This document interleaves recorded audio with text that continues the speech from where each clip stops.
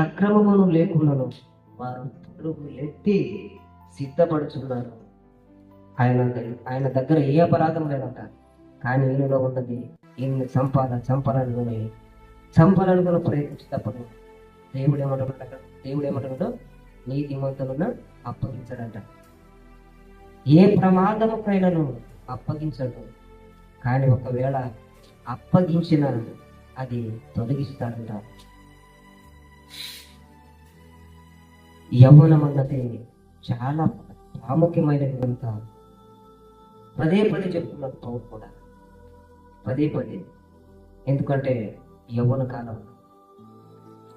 కాలములో నీవు ఎలా ఉండాలంటే